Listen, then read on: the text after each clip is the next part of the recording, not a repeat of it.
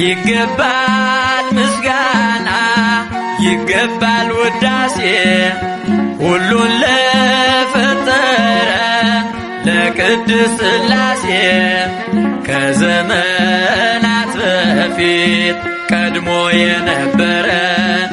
ፍጥረቱን በሙሉ ለክብሩ ፈጠረ ሥላሴ ትትረ